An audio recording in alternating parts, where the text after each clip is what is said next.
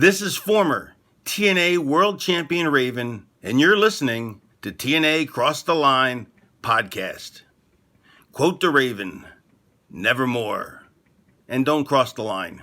Or do cross the line. I'm not really sure if you're supposed to, you're not supposed to. I don't know. Whatever. You get it. TNA Wrestling. Cross the line.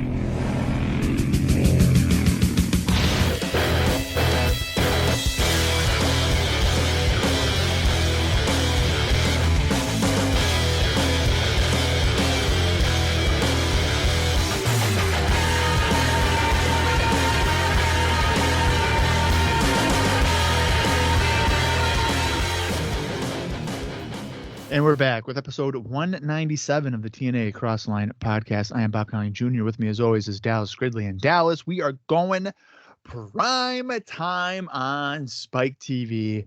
The first 2-hour primetime special, 9 to 11, November 3rd, 2005. And not only do we have an Ultimate X match, not only do we have Team 3D competing against Team Canada in a tag match, but we have a Bound for Glory 2005 main event rematch. Rhino, who won the title from Jeff Jarrett at Bound for Glory, is defending the title against Jeff Jarrett on this prime time special. Dallas, how are we feeling about a prime time special? And we're also just now 2 weeks away from Genesis. We're freaking flying, man. I'm really excited about this primetime special. As we mentioned on our last episode, this is kind of feeling like a weekly pay-per-view kind of vibe. Like they're setting this up like a pretty big deal. So I am certainly excited about it. They've announced 3 matches already for us as of last week, which we have obviously Rhino, Jeff Jarrett. We have the Ultimate X rematch, and then Team 3D against Team Canada. And that alone, I mean, those literally could all be pay-per-view matches. In fact, 2 of them just were. So, it sounds great. So I'm very excited. I like that Team 3D is getting right back into it. We're not like waiting for their next match to be at Genesis, because they could have easily just made that a Genesis match. Right. But we're trying to get those eyes on that primetime special. So it very well could be a match at Genesis. It still could be. You're right. Yeah. Anything is popsicle. Did you say anything is possible?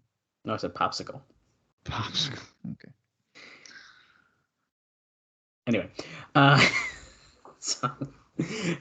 yeah, I guess that's it. We're here at the primetime special. It's going to be without commercials here. I mean, it's 2 hours, but without commercials, we got an hour and 20 minutes. We have a few notes we'll talk about here before the show, and Bob, during the show, I have just one after another. I'm going to be just freaking throwing them at you.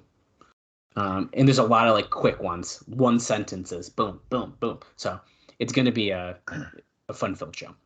Yeah. Now, just to give some kind of context here for the future impacts, where at some point Impact does go 2 hours. Now we're a little ways away from that, but I'm assuming that this could be a rough idea of how that format would kind of eventually become. His as an hour is now, we get most of the big stuff out of the way in its own little separate segment.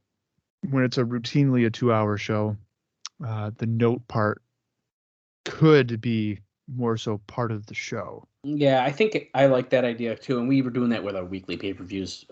We started to probably about halfway through, if not sooner, and as long as it's not super long form, then it'll probably start happening during the show once we get into the longer shows, just because we'll save some time that way. And I just don't want to spend the whole show talking notes and not talking about the matches. So. No, right. Like I was going to clarify too. Like if there's like a major development or something, obviously we would focus on that before going to the show. But I'm talking about like if it's involving like an individual wrestler, like if something going on with AJ Styles and he's on the show, that's probably when that would be brought. Whatever. Yeah, and that's pretty much how today's is going to go. I got a couple. I got one thing that's pretty big, and that's we're going to talk about that first. Well, before the show, not necessarily the first note, but and then during the show we'll talk. We do have plenty of wrestler specific notes that we'll talk about, including some other fun things that I don't think we've heard any much about yet. So it's going to be fun. But before we get into that, let's do a quick rundown of what we just saw on last week's episode on the October 29th, 2005 edition of Impact. We saw in the opening contest Abyss defeat Lance Hoyt in 3 minutes and 46 seconds. Hoyt just cannot get a win on the monster, you know? Then we saw Christopher Daniels defeat Jarrell Clark in 2 minutes, 30 seconds. Pretty good match, I thought. And then in very clearly the show stealer match, AJ Styles and Sanjay Dutt defeated Alex Shelley and Roderick Strong, 9 minutes, 35 seconds. That match was fantastic. And then in the main event, we saw America's Most Wanted defeat Three Live Crew's BG James and Ron Killings in 5 minutes, 4 seconds. And of course, there was the confrontation with Kip James, and he tried to stop Scott D'Amore, but then Conan's yelling at him because Conan was trying to get Gail Kim out of there. We also saw a backstage segment with Cassidy Riley and Raven, where Raven gave him a nice backhand after he's talking about this mysterious girl who may have gotten in Raven's head. Who could it be? Francine? Is it Beulah? Is it someone else? And they're just teasing us with nothing? Well, again, so I'm going to... Rhino said something about 5 years ago she got in your head. Don't let it happen now. And I was like, wait a minute. The Beulah thing was like 10 years ago. And I just remembered that there was a brief like storyline with Francine, Raven, and like Tommy Dreamer in like 99, early 2000 in ECW. So it very well could be the Queen of Extreme, Francine. Anything is possible. See, I almost said popsicle again as a joke, but yeah. Well, you're crushing it with your jokes. I know. That's a joke that I'd have to show you the picture and you'll get it. Anyways. So the other thing that we saw was Jarrett running out at the end, and Rhino was our new heavyweight champion. We saw for the last 15 seconds of the show. It was pretty cool. And that was during the Team 3D segment where they essentially called out Team Canada for this match and are promising that they're going to take down Jarrett and America's Most Wanted as Rhino teams with them in the main event of Genesis. So things are shaping up. Pretty interesting. Yeah, they were quick to get the key Genesis matches out there, especially like with AJ defending against the winner of Ultimate X, the main event for the show, the 6-man tag, and then also Abyss and Sabu with the no DQ. So I feel like that's probably their big 3 matches. Yeah, I think that's probably pretty safe to say. Yeah. Well, let's get right into it. First off, let's just get this one right out of the way. The October 22nd Impact show shows 1.5 rating among males 18 to 34 for the second highest rated for any show on cable that entire day in that demo besides ESPN's college football game. So a pretty interesting stat there. So I just get that one. Just get that one way gone. Now, there's a pretty interesting thing that's going on over in the other company, Bob. And that is that on October 30th, in Los Angeles, we even have the city. Well, Christian gave his notice. And now it gets even more interesting than that. Now, apparently, Dave says, there's a lot to this story, which will almost surely end up with him coming to TNA very quickly. So this is a pretty big deal here. So Christian's contract had expired. And apparently he's friends with Scott D'Amore of TNA, dating back to their days as Canadian independent wrestlers. So those close to him believe he is starting with TNA intimately, but this is believed to be due to still being on the road through Tuesday after making his final decision on Sunday. So he does have a couple shows left. Now, he had not signed a TNA contract at press time, so it's important to know. Because his contract has expired, there is believed to be no non-compete clause in effect. Also, he lives in Florida, about 90-minute drive from Orlando, where all the TNA events take place at, and the schedule is much easier as far as him leaving him time to prepare to attempt to get a role and make it in acting. So he apparently wants to try out acting as well. So the easier schedule will allow him to attempt to do that. Is it every wrestler that goes to TNA wants to be an actor? I think so. Yeah. It's amazing. Yeah. So it's just pretty crazy. He's friends with Scott D'Amore. There's already the rumor, he's going to TNA. No non-compete clause. He could show up at Genesis, Bob. in 2 weeks. He could come that fast. I mean, that's huge. The fact that the contract is expired. I mean, that's huge. A big deal. Yeah. Yeah. There should be a no doubt too. I mean, if it's expired, then there is absolutely zero, like non-compete. I mean, it's expired. Right. He can do whatever he wants. Yep. And the interesting thing is that WWE apparently like got ahead of this and said that he quit on their website, but then he literally showed up on Raw the same day, and like fans already were making signs like bring him back, and he was on the show in the ring, and fans were like bring Christian back because they were trying to get ahead of it and be like, yo, he quit.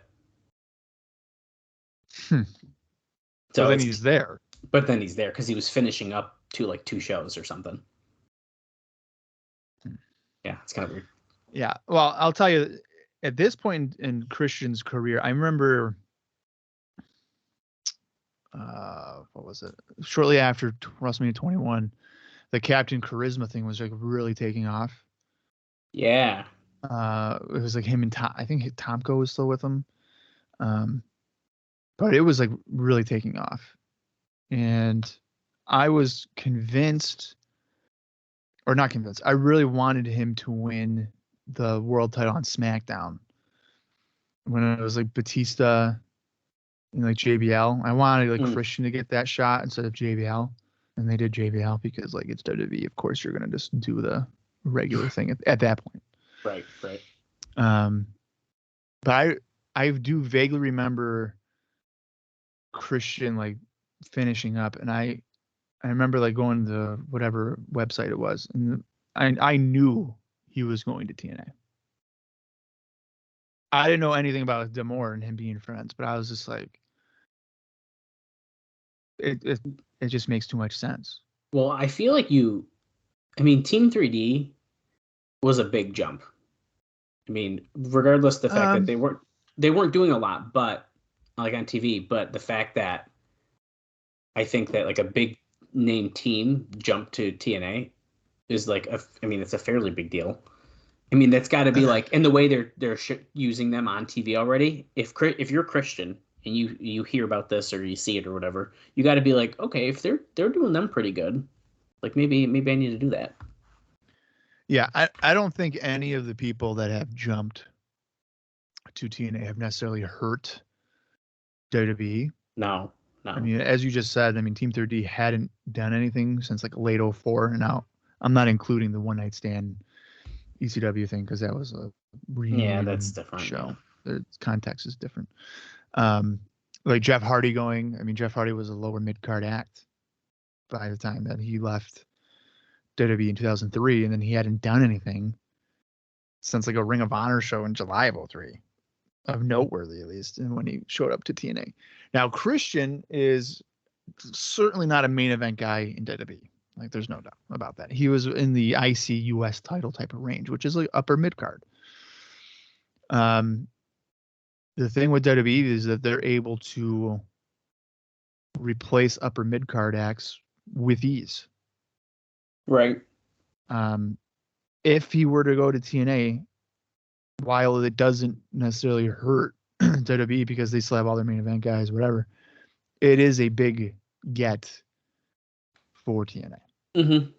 Especially because the Christian or Captain Charisma thing was getting over, and Christian is a very entertaining individual, both in the ring and obviously charismatic promos. You can make the argument that when the brand split was a thing in first was a thing in WWE, Christian should have been at some point, and by 2005 he was there. If there was ever an example of a glass ceiling and someone hitting their head on a glass ceiling, it's Christian in SmackDown 2005, or just in 2005 in general for WWE.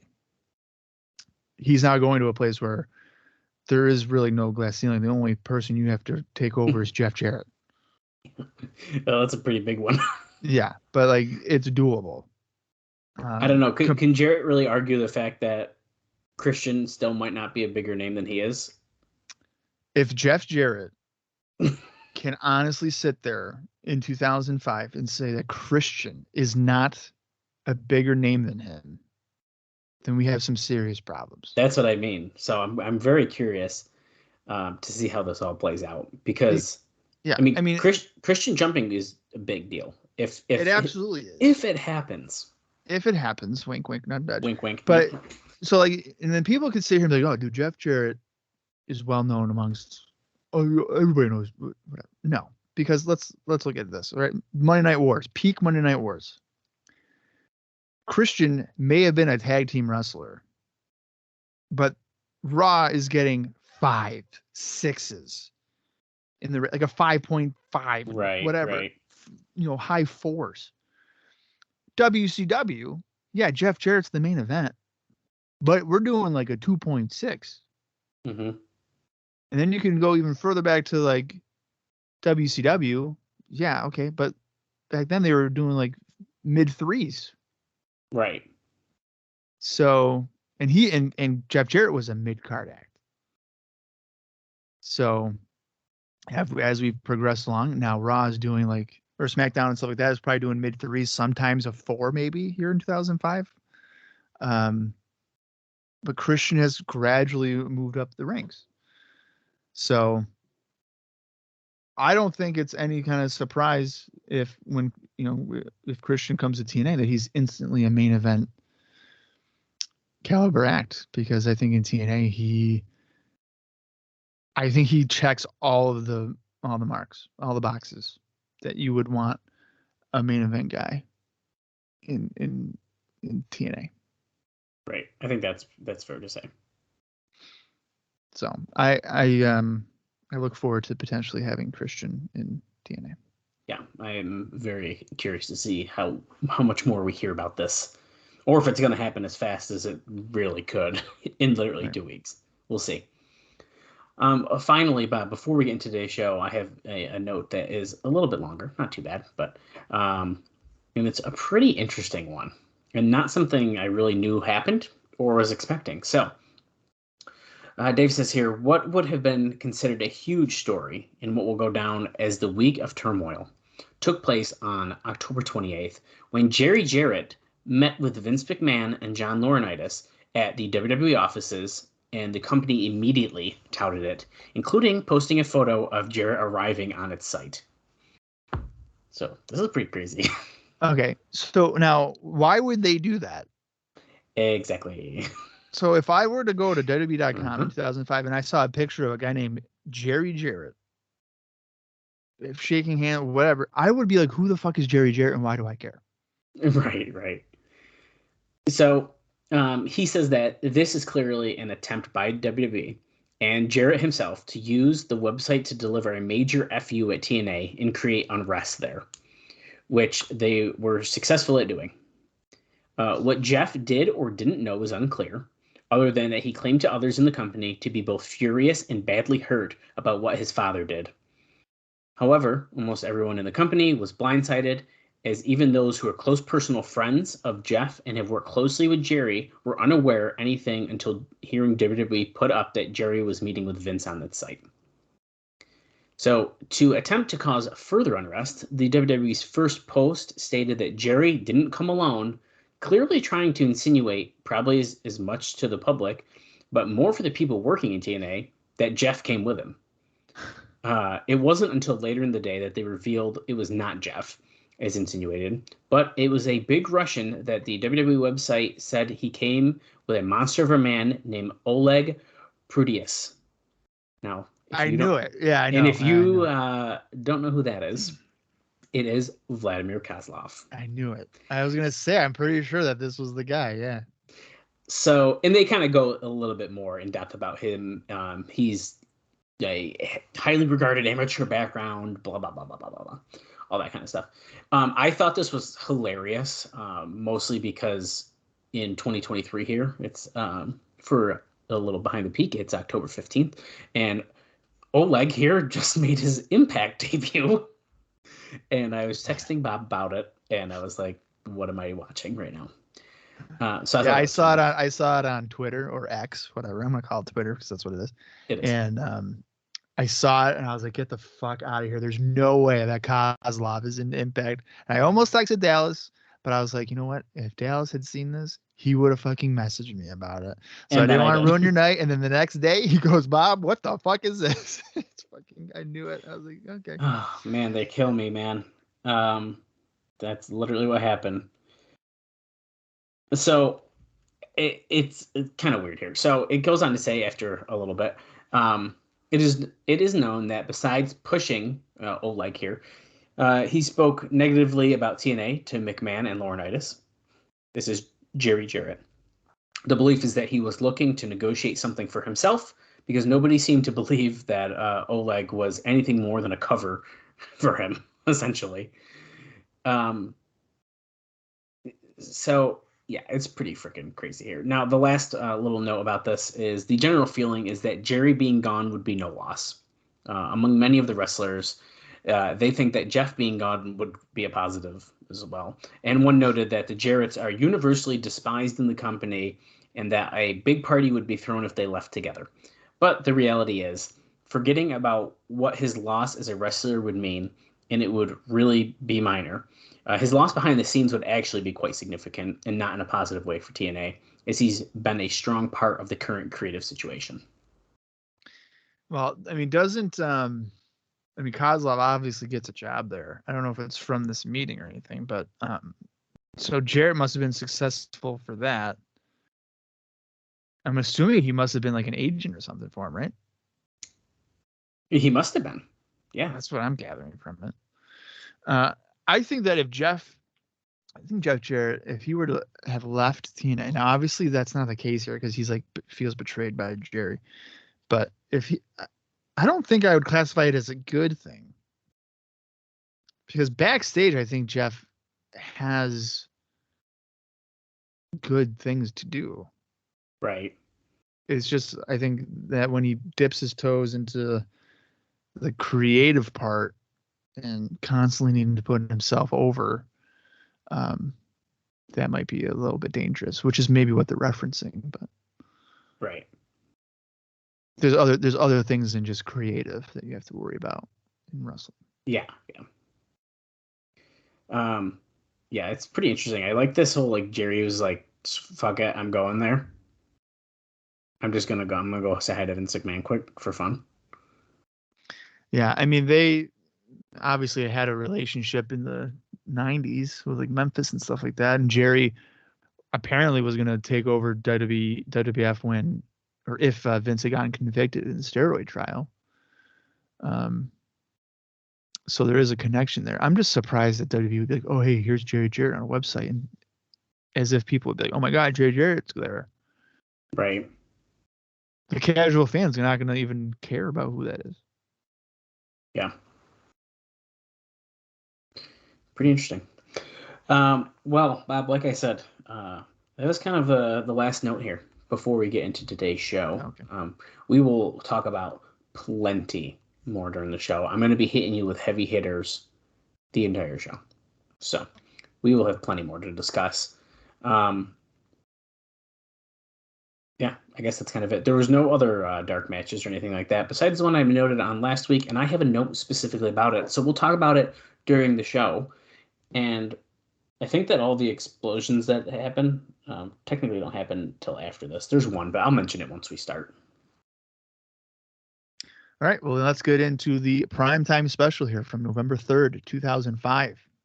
It's a 2-hour primetime from 9 to 11, the first primetime special in TNA history on a major network. The FS1 or Fox Sports Net one. Well, we're not really going to count that because Fox Sports Net wasn't a huge channel. Spike TV, on the other hand, though, compared to Fox Sports Net, pretty big deal. Former home of Monday Night Raw, after all. So I'm going to count down from 3 when I say play.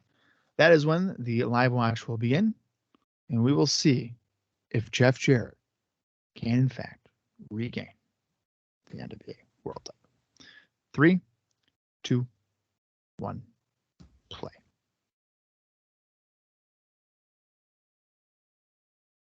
It's a night of first here on Spike TV. I think we caught the end of the intro. I don't know why our version was cut, but we are a few seconds ahead here. But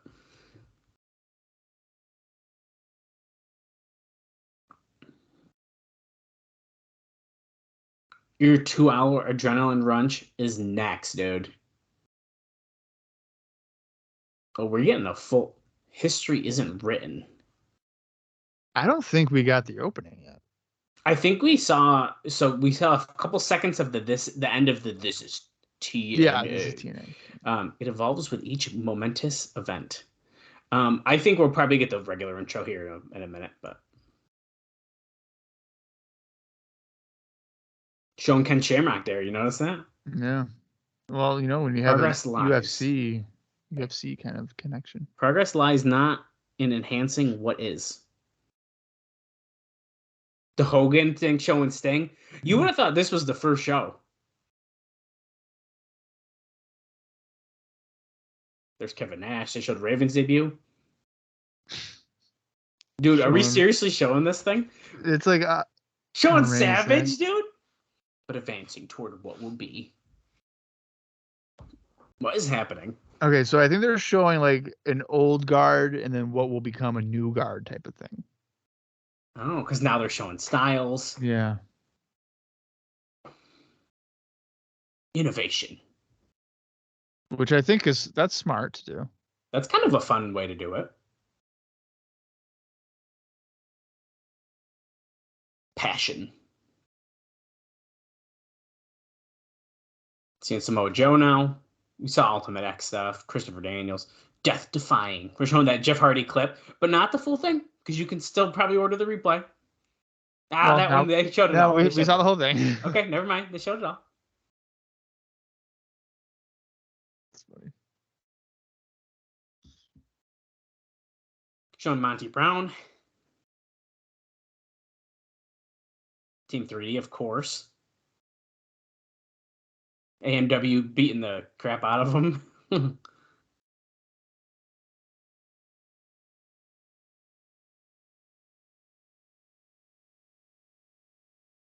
Gore. Showing Rhino that he won the title. Jarrett's like crying. Here we go. Now here's the full intro.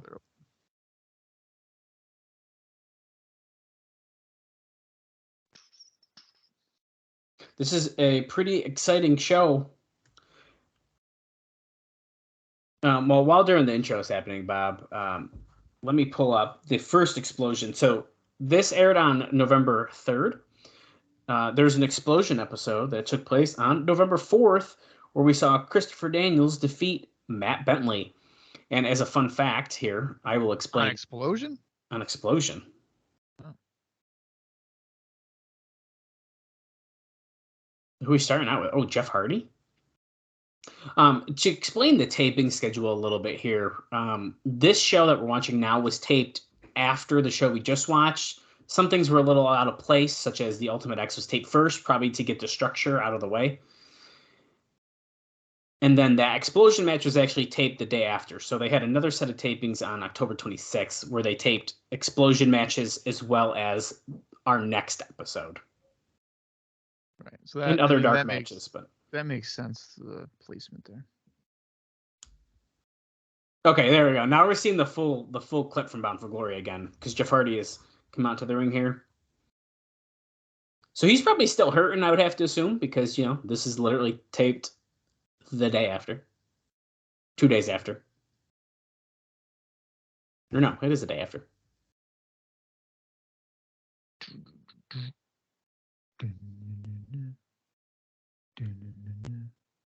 6 feet 9 inches tall. I don't know how I'm feeling about this hat and the glasses here for Hoyt. I like the glasses on top of the hat. Look how they're on top of it. You like that? That's what I think it's so funny looking. I don't know if I like that. Hey, was that Pat? No, he stopped going to the shows at Slammiversary. I don't know, dude. That looked exactly like him. Their other partner, Sabu. I thought I might have some notes about this guy. Let me check here.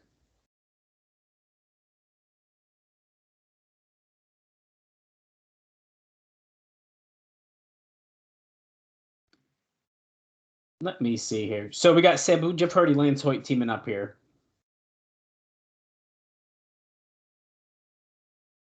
And their opponents here coming out. Ooh, diamonds in the rough. So now they got their big pay-per-view win, so they're probably going to get demolished here. Sabu suffered a broken toe at the tapings, but isn't expected to miss any action. It appeared to people watching that it was an ankle injury at first. So I don't know if it happens in this match or if it happens on next week's show, but we can keep an eye out for it. But he breaks a toe. I feel like a broken toe is the least of his injuries ever. Probably. One thing I realized as I was about to do indie notes, or as I was looking up indie notes for several people, is that they don't have any because they might have not had any because last episode was on the 29th, so there's not really a whole weekend of anything for me to cover. So yeah, there's probably going to be a lot of people who we've already mentioned from our last episode, but Simon Diamond starting out with Lance Hoyt. Side slam here by Hoyt, already signaling that he's going to deliver a big boot. And he missed because of Young and Skipper pulling Simon Diamond out of the way, of course. Right. Here comes Jeffrey Hardy taking on now David Young. With red arms. Yes. If you know a wrestling fan out there who hasn't heard about TNA possibly, get on the phone. Get on the cell phone and call somebody. David Young's body is already covered in pink or red paint. TNA Whisper in the Wind, taking out David Young, going for the cover. Now, if you notice, there's paint all over the mat already, too. Keep an eye on that, because I bet you we're only going to see that for a little bit more. It's going to disappear at some point. Oh, because the order of... Because they tape in out of order. Yeah. I already mentioned Explosion, so I might as well tell you about this. So Spike has an an exclusive contract to TNA for the U.S., which is why Explosion has apparently been pulled from all U.S. syndication. Now, Explosion does still air overseas and on the Fight Network in Canada, though. So it's not gone altogether, but... Wait, so Spike has an exclusive with... airing TNA stuff. Any other program. Yep. I don't see why they wouldn't also have Explosion on television. Who cares? Maybe they're waiting to see how they do. I don't know. Yeah, but by all accounts, their numbers are pretty solid. Right. I just don't know when. I guess you would maybe put Explosion on television. Sabu gets the boot up on David Young, goes off springboard clothesline.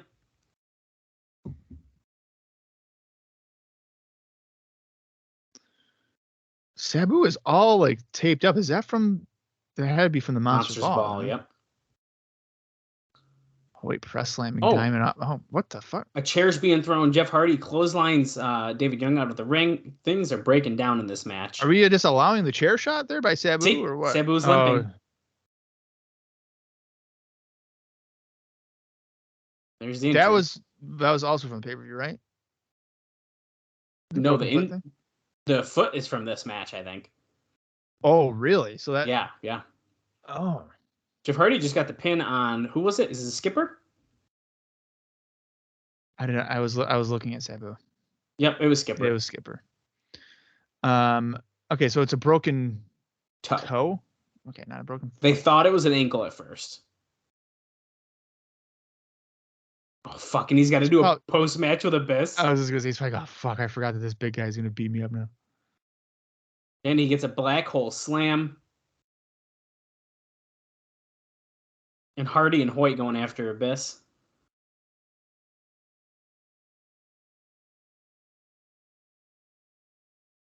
Two guys that have had history with Abyss as well. Hardy and Hoyt. All right. Well, that, wasn't really much of anything. No, it was basically nothing at all. Yeah. Still to come, Rhino defends the NWA World Heavyweight Championship against Jeff Jarrett and Team Canada against Team 3D. And of course, Ultimate X.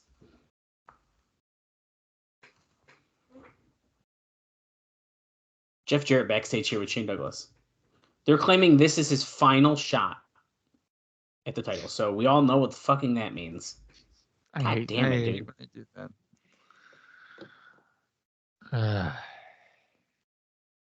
I hate TNA management, and I hate them. They've tried to get rid of me. They try to fire me. They couldn't get the job done because I had the title. What? If I don't get the title back, I'm gone. My back's against the wall. Are we serious, dude? We're seriously doing this? I wonder what's gonna happen.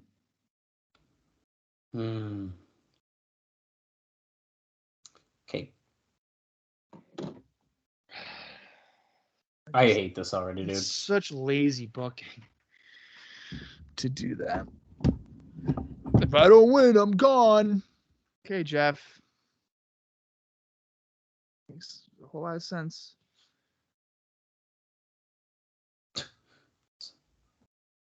I don't like this at all right now. Hey, we just saw Abyss, and I don't want to hear this Jeff Jarrett thing right now, but Abyss apparently had a very large bruise on his leg from where Hardy landed on him in that pay-per-view spot.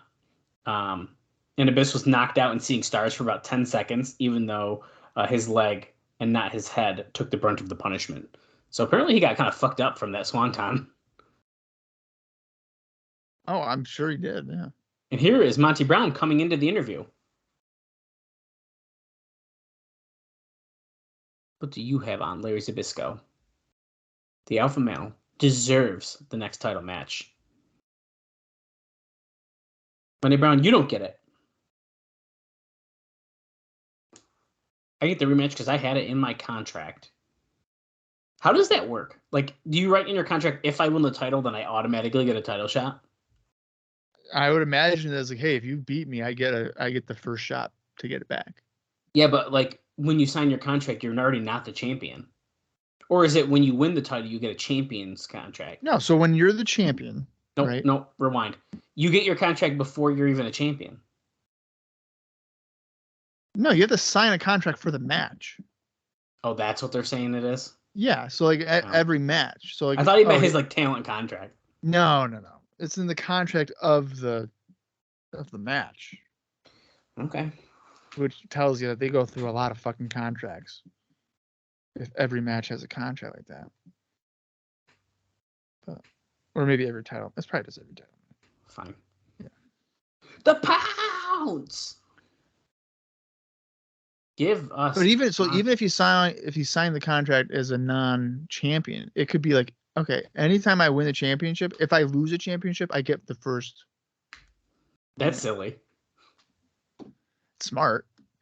I guess. If Impact were to call me today and be like, Bob, we want to sign you to an in-ring contract, I'd be like, okay, cool. Well, in my contract, if I were to win any title, if I then lose that title, I get an automatic rematch to regain it.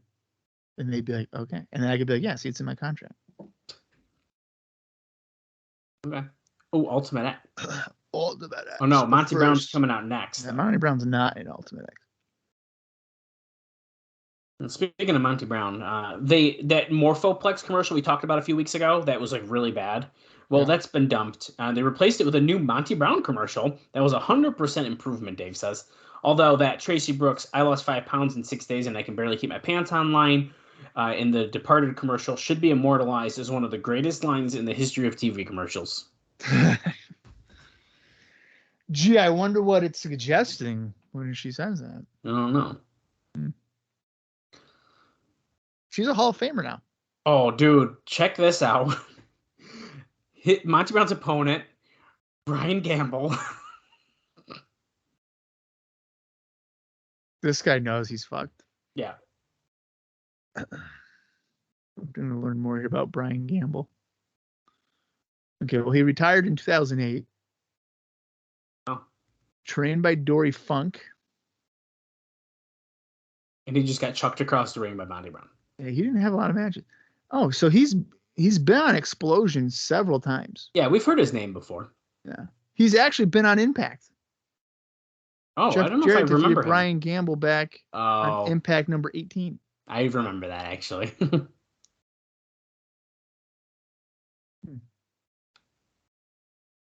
Oh, wow. He just chucked him with a fall-away slam.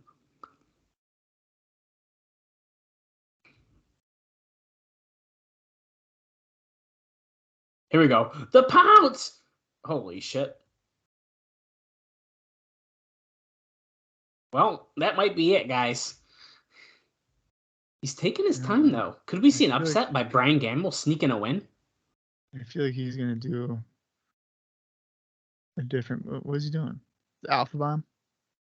It must be. But they're saying one more time. Is he just going to do it again?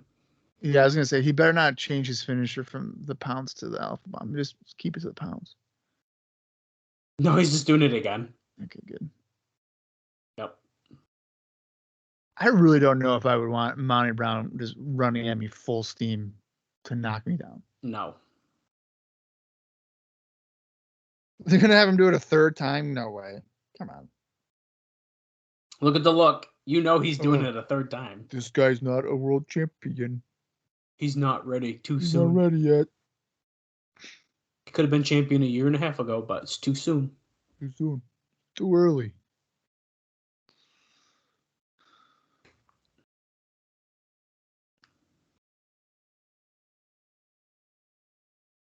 Don West says this guy has no idea who his mama is. That's good.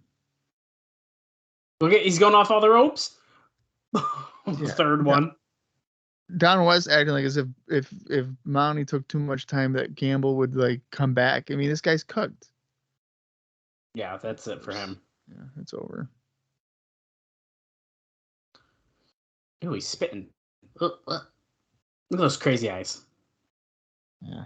No, this guy's just he's just not ready. Pounce, and there's a little hole. Oh, it's a period. Yeah. I get it now. Get But it? it was like the size of my head. We're seeing a Rhino video. I don't have a note about Rhino. However, we could have just been seeing Monty Brown face off against Mikey Batts, but he had to miss the taping because he had a shot at a WWE tryout for the juniors division, which is a story in itself. But Batts was in California and did not appear before the people, so he likely had a backstage tryout. What is the juniors division? I have no freaking clue. Because the cruiserweight division was still a thing. Maybe they're trying to make it better. We're seeing. Oh, there's a commercial. We're back on TV now. Christopher Daniels. I have notes about him too. I told you you're going to be get hit all over here today, Bob. First up, there is going to be a Daniels commercial DVD release in February. So the best of Christopher Daniels coming out in February. Oh, we have a 6-man tag match. So it's Daniels, and who do we got here? Alex Shelley. Well, let me give you this note while these guys make their entrance, because this is also about Christopher Daniels to a degree. So there was a dark match I mentioned last week. It was the Naturals against Buck Quartermain, Buck Quartermain and Lex Levette, I believe. Okay. I think so. Let me double check. Yes. As Samoa Joe is their other partner, by the way. So during that match, Chase Stevens suffered a minor fracture of his C5 and C6 vertebrae and a herniated disc between the C4 and C5 when he landed on his head, reversing out of a rocker dropper, working a spot with Buck Quartermain during the taping. So that ain't good. No. Well, the good news is, though, he won't need surgery and won't be out long, apparently. At this point, he's not booked on the Genesis pay-per-view, but there's a chance that he'll be added to the show. The doctor suggested 3 to 6 weeks off, but he claimed by Friday that the tingling was gone and that he would be wrestling on the pay-per-view. So TNA decided to pull that match from television. The reason wasn't the bump that led to an injury, but that Stevens couldn't execute his end of the natural disaster, so they just made a cover and ended it. The finish came off looking bad, so they decided to not air it, which is why I told you it was a dark match. Uh-huh. And instead, it was scheduled on our last episode, but instead they replaced it with the Christopher Daniels squash win over Jarrell Clark. Okay. Next up, we have... Go ahead, sorry. I was just going to say, that's like a typical wrestler, though, to be like, oh, hey, I need 3 to 6 weeks to recover, but you give me 2 days, and that tingling's gone. Tingling's gone. Yeah, I don't need to miss 6 weeks of work. What are you talking about? I feel great. Oh, Danae's hyping up Austin Aries, Sanjay Dutt's tag team partner. Oh, there we go. It's also AJ Styles. Dude, this match is fucking loaded. Yeah. Are we serious right now? This could be a great match. It's being noted, by the way, that Austin Aries, Roderick Strong, and Samoa Joe, who are, by the way, they're calling them the new ROH crew, are universally praised for not only being great workers, but being great guys as well. Imagine that. Oh, that's a nice artwork right there. I know, that's pretty Nice cool. drawing.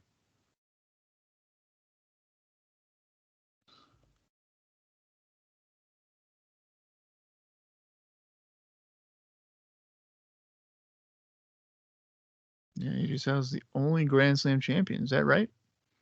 At this time, yeah. It's gotta be. If Jerry Lynn would freaking come and win the NWA title, then come on, Jerry. TNA's just afraid because they know that Jerry would win it first try. I know. Although he did have an attempt against Ron Killings and lost, but that doesn't matter because no one remembers that. That's at the point. Eric Shelley starting with Austin Aries, it looks like.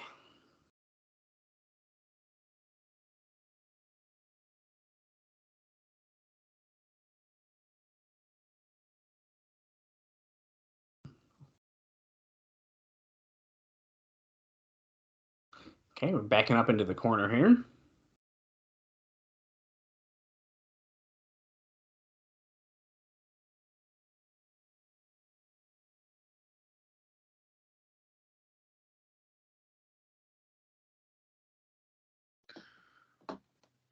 Shelley.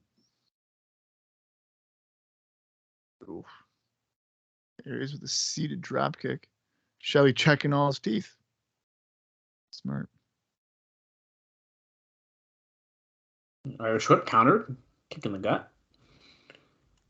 Goes to scoop Austin Aries up. He slips from behind. Counters. Oh, a little miscue right there, I think. I think Aries was supposed to slip right onto the apron there, and he did.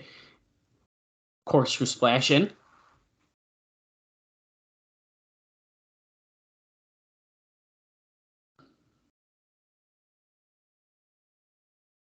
Sanjay Dutt being tagged in here.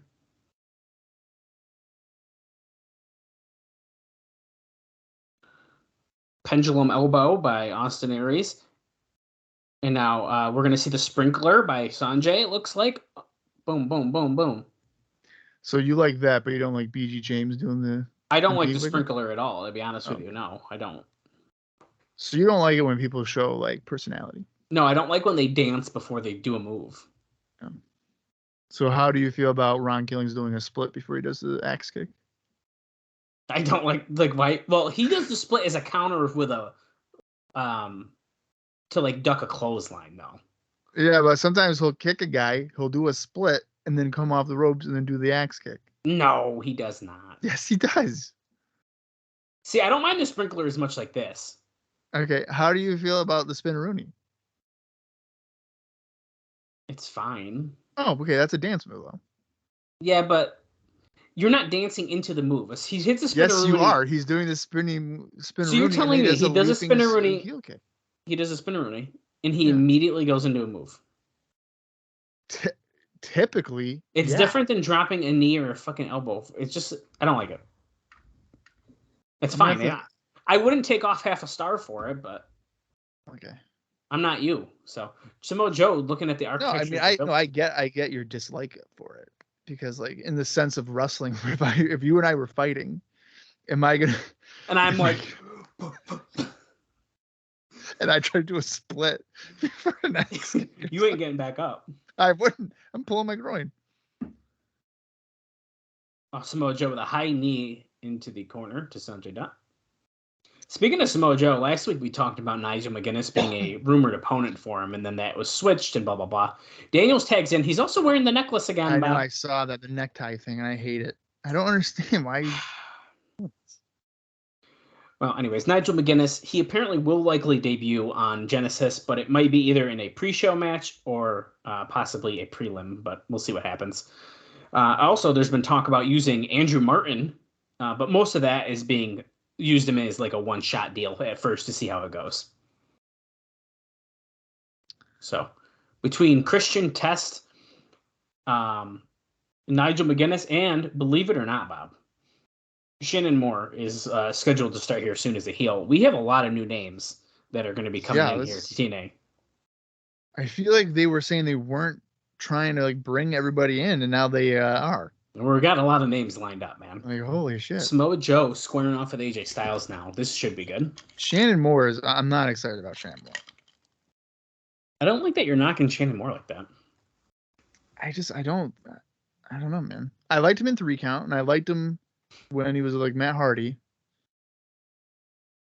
But you don't want to see him as a heel in TNA by himself? No. I don't think I want to. The reverse chin lock bridge. Oh, tilt-a-whirl. Oh, the octopus by Dutt on Alex Shelley, who was trying to break it up. And Austin Aries takes out Daniels with a crossbody, and now he's about to put something in on him. Oh, wow. Is that the last chancery? No. What is the last chancery? Now, I can't remember what the last chancery is. I don't know. That's not it, though, but... Okay. I don't know. No, last chancery... Isn't the last chancery... It's like cattle mutilation, but with the neck. He like grabs the head and then flips over. Yeah. That's the last chancery. Austin Aries Irish whips AJ Styles to get a clothesline on Samoa Joe, and then he does a drop kick.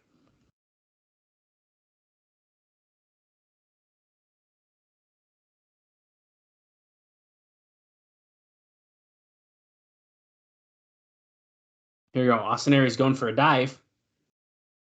Oh, baseballs. Or sorry, not baseball. Suicide dive through the bottom rope.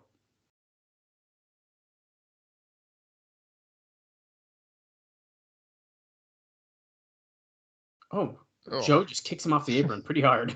Right into the railing. I'm a big fan of Aries in 2005. He's killing it, even in this small run in TNA, man. Yeah. Unfortunately, he's kind of a head case, but... Well, happens to the best of us. Yep. Nice combo by Joe. No dance moves, just dropping the knee like he should. That's true. Yeah, he did not do any kind of breakdancing moves. Then he puts in a chin lock.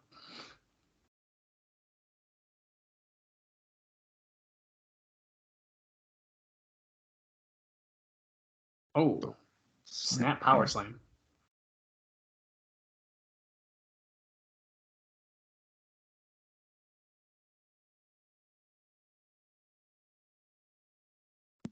What is he going for here? Is he going for a back suplex, but he was countered anyways? Oh. Did he just hit Joe? He did. Daniels accidentally hit Joe. Now AJ's in the ring. He hit him pretty good. Yeah, that's not going to be good for Daniels. Uh-oh. Joe's yelling, screaming at Styles. Forearm by AJ. Coming out the ropes again. Wait, no, go apron, springboard, forearm. That decks Joe. It just hit him really hard there. German by Styles on Shelley. And then sit out like wheelbarrow slam there. 1, 2, no. Daniels with a save on the cover.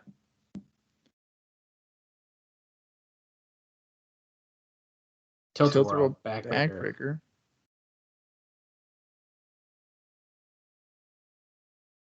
STO takedown, slice bread number 2 by Sanjay Dutt. This is just going to be a mad dash of offense. Lariat there by Joe to Dutt. Oh.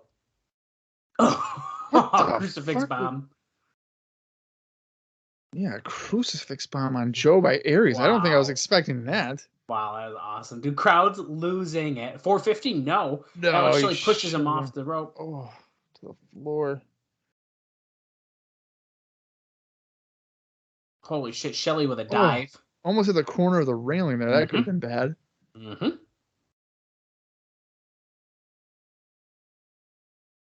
That was a good sequence of Yeah, that was pretty good.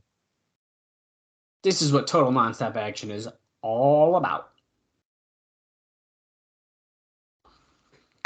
We still got Ultimate X come. Jarrett Rhino.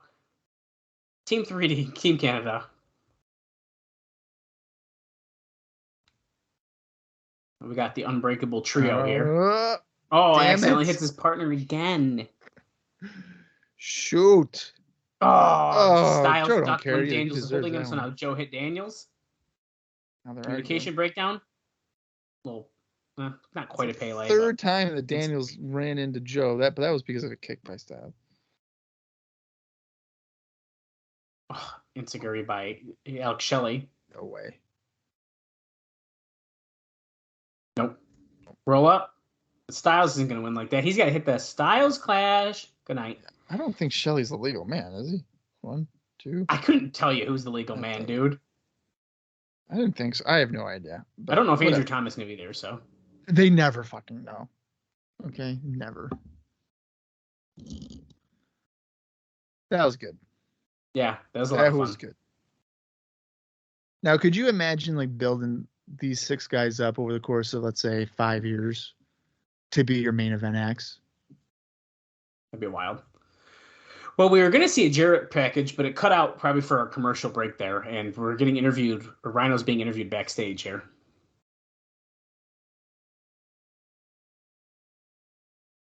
Shane Douglas is just telling Rhino everything that Rhino has done at Bound for Glory to be the NWA World Champion. Right. My question for you is there anything left in Rhino's tank? Is there franchise?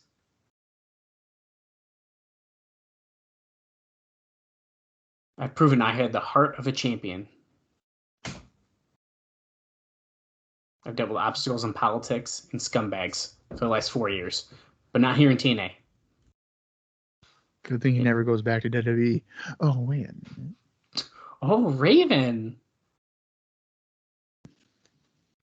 The only reason you had a straight shot is because you didn't have Zbyszko and his goons stabbing you in the back. How about that little pep pot? A little pep talk. Bring back the old Raven. Bring back that. And then he stole his heavyweight title, he says. He says, I took the advice I gave you. You want the old Raven back? Don't go in any alleys. And here we go. Raven's being taken out by security with Zbyszko again.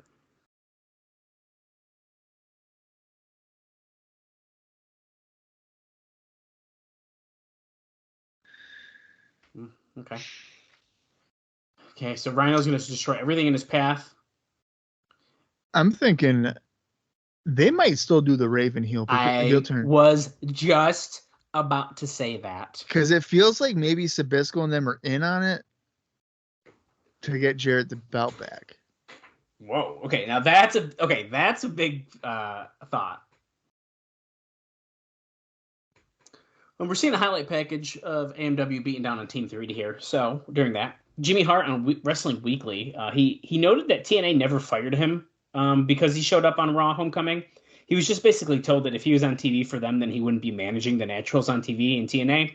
He still does work with the company and does promotion at Universal Studios and all the whole 9 yards, that kind of stuff.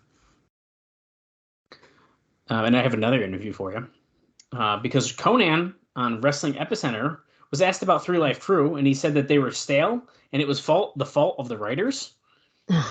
He also says that BG was probably going to split off and go with Kip James, and that a young man from ROH named Homicide was likely to get involved. Why?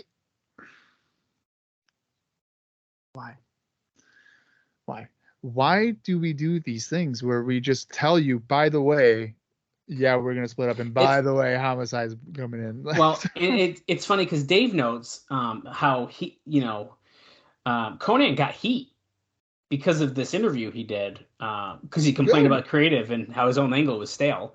So, I mean, it's not like it was, a good thing that he did it. No, but he should get heat. You don't go on these freaking radio shows and then just be like, oh yeah,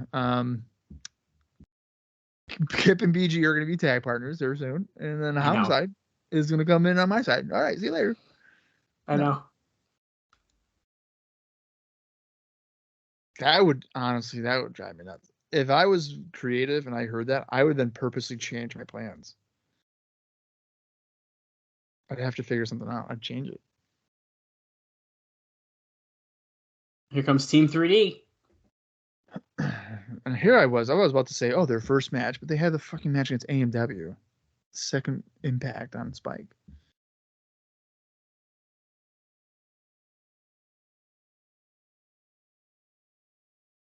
What's up? What's up? What's up?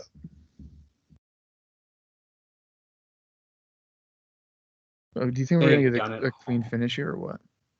What? Are we going to get a clean finish? I think we will for this one.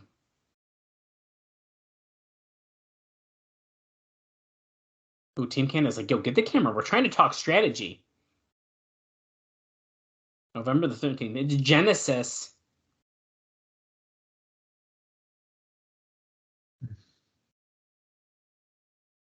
I can't believe that we're already at fucking Genesis, Dallas. It honestly feels like 2 weeks ago we were at fucking Turning Point 04. Yeah, it's pretty crazy. Eric Young starting off with Brother Devon.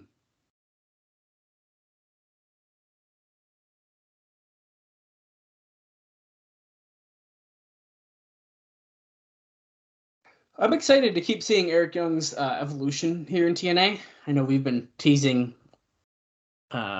We think that certain moments could be happening, but like him being shoved in a casket, could he be going crazy? I don't know. He is scared of Devon right now. Okay, Bobby Roode got it instead. He's like, okay, I'll just start. Well, and then Don was saying that Eric Young thought he heard voices at the funeral. So the comedic Eric Young, I think, is almost like 100% here. Yeah, we're getting there.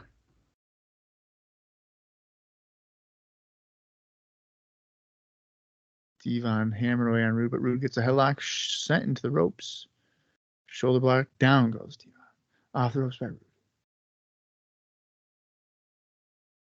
Leapfrog. Misses a clothesline.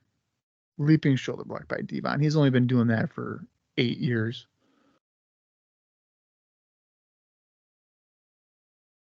Team 3D with several right hands. Scoop and a slam by Devon.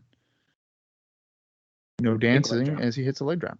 If you're following along, by the way, we're at 37 minutes, 57 seconds.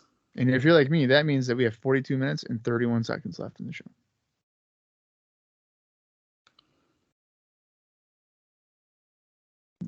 Devon getting double teamed. Now here comes Eric Young. He has new confidence. He's not afraid anymore because Devon's hurting. And the voices in his head told him that it's okay. Oh, look at that little uppercut corkscrew move. Devon is on fire right now. Tags in Brother Ray, who is not as jacked as Devon. No, he is not. He's definitely not. It's still pretty weird to see Eric Young in trunks.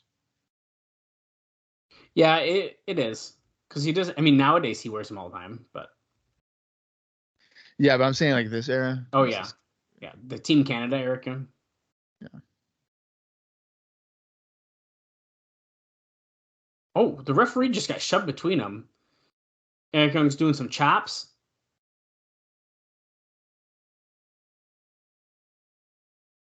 Do the fans know we can't have tables in regular matches all the time? Come on, guys. Yeah, but that's Team 3D's gimmick, man.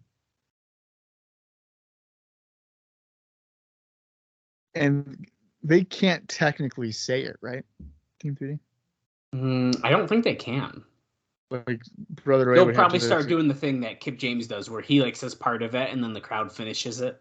Yeah, that's what I'm saying. Like he'll probably smack, Devon on the chest and say, "Look at the crowd, be like, 1, 2, 3," and then they say that shit. Yeah, that's the way you get around it. Bobby Roode shout out to the floor here. It would just suck though if they happened to work in front of a crowd that didn't know their catchphrase. What's up? Oh no, Bobby Roode pushes him off the top rope. Screw you, Bobby Roode yells to Brother Ray. Little heel kick.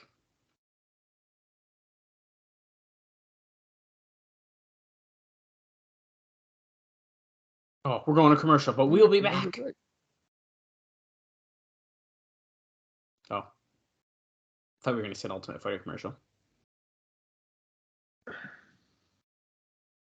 Vertical suplex by Roode onto Devon, and then he decks Ray off of the apron.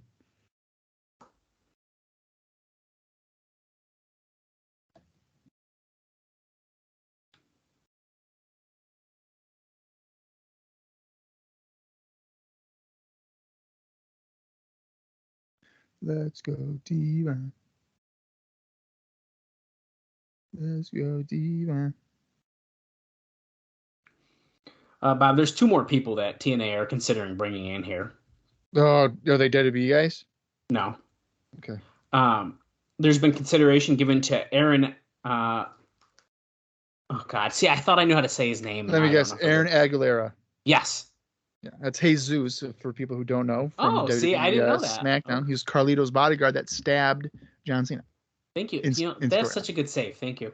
And of course, he would no doubt be a part of Conan's group if he gets brought in. Oh yeah. But right now, the odds aren't so good, apparently.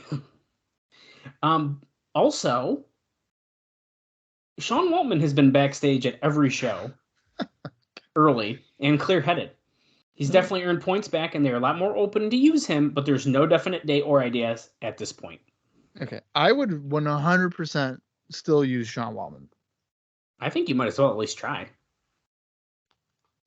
I got one more, too, but I'm going to save it for the Ultimate X match. The way you're smirking has me concerned. But why are you still smirking like that? Oh, God. Because I can't wait to talk about it.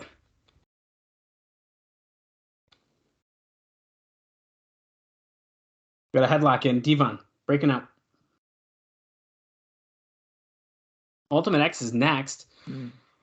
After we get the intro, Bob might need to hold the fort down because this coffee is running through me like Devon breaking out of that Bobby Roode headlock. Wow. Yeah, I can do that. I'm pretty You would good. think this was a pay-per-view because I can't hold it. Not for 40 more minutes. I'm sure you could if you had to. No, I keep thinking about it. It's not going on. Brother Ray's trying to get in, but Team Canada's beating down on Devon. Of course, the referee is like, duh, get out. Dude, you can't stay here. How do we feel about Jeff Hardy being featured heavily on the poster of Genesis, by the way? I mean, he's the only face. It's kind of interesting.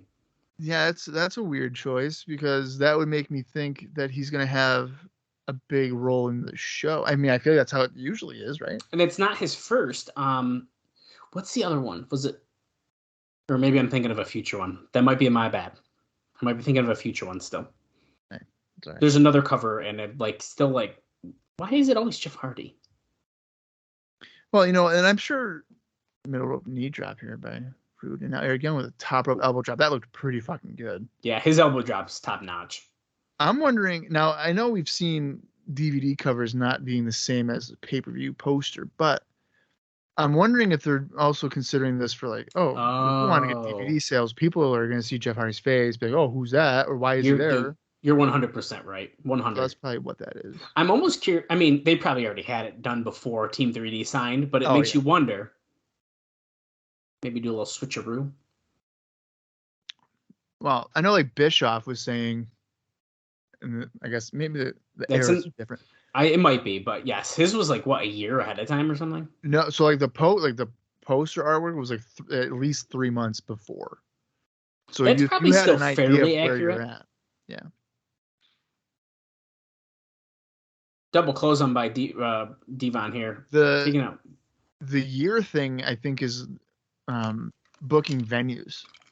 Oh, yeah. For Nitro. So when Nitro was getting really hot, but they were still doing mid-level arenas, it's because they booked it 8 months to a year ahead. And they didn't know that their growth was going to be nuts like that. And then in the same retrospect, when they started dipping real bad, and they still had the Georgia Dome show in July '99, but they were dipping bad. You're not going to get 40,000 people in there, and they got 22. Jeez. So Brother Ray laying in some chops on Bobby Roode, whips him into Eric Young in the corner, and here I'm sure we're getting a splash. Oh no, kind of a spear in the corner, but I'm surprised the announcers weren't "Oh, shout out to Rhino, go in the corner." ECW buddies. Yeah.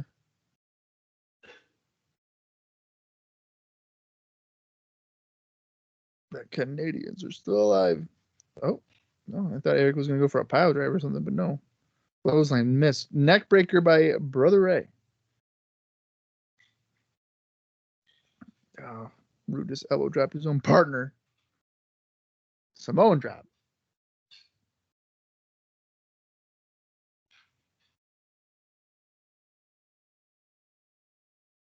Showtime coming off the rope. Kicks him in the gut. Nope. Powerbomb. Oh my God. Goes for the cover. And Rude broke it up, but it looked like the referee still counted 3 technically. But that's okay.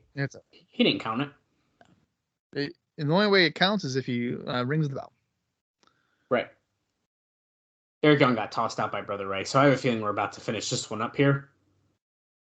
Now, I love when they do this back suplex neckbreaker combo and people scream out 3D, but that's not the 3D. And it happens every single match. To be fair, I don't know if I would do a double team move that is that similar to our finishing double team move.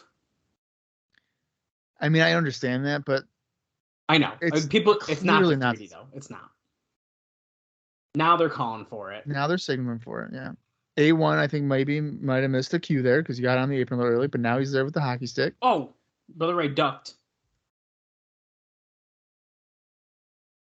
What's happening? I think he was on there too early. Oh, it's 3 Life Crew. Gee, James yanked him off. What the hell are they doing? Now, here we go. Here we go. Yeah, Eric Young, 3D. Poor Eric Young, always being the fall guy. Because he takes great bumps. He does. Team 3D gets the win.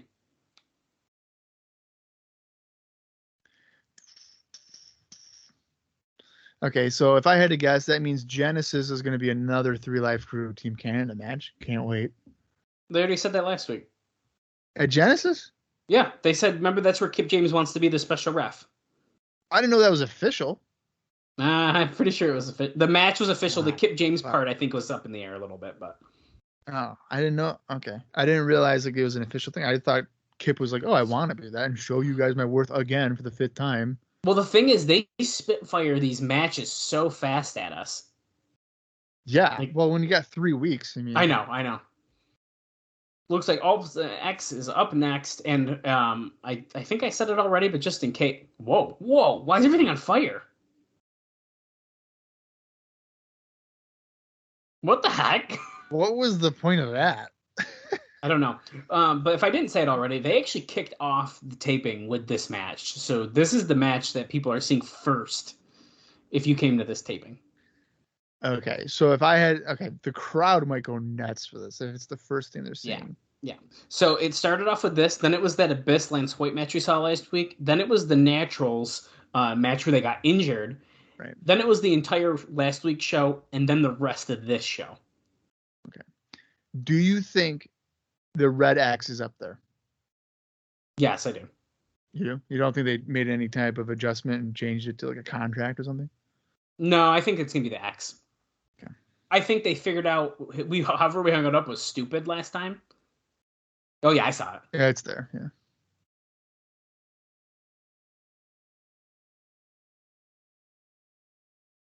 Well, they're saying this is number 6. That he's been in. He's been in. Oh, so the note I said last week about it being 7. So this was 6. 7 is counting the. Wait, because he was during Bound for Glory though. Yeah, but Sabin has not been in one. Because there was one where it was AJ, Michael Shane, and Kazarian. And then they became co-champions because they both. But my note last week was like, I don't know, whatever. They just said it on the commentary. Right. I mean, yeah, there's been at least maybe even 2 that Sabin hasn't been in. Right.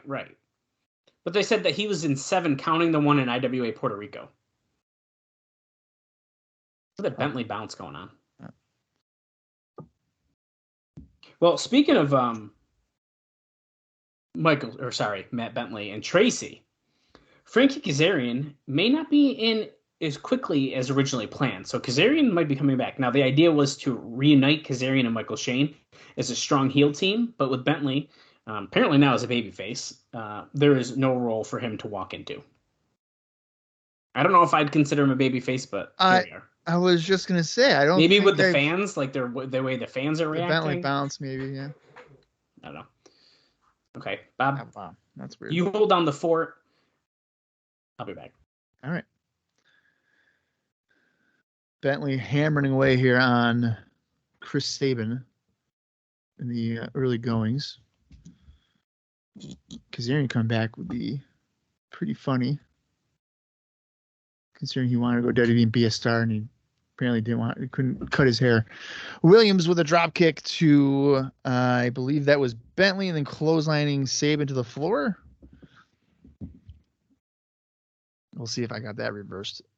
No, yeah, it was Bentley. He clotheslined and drop kick Sabin. Sabin stopping Williams on the top turnbuckle as Williams attempted to climb up the structure, and now he's choking Williams on the metal bar.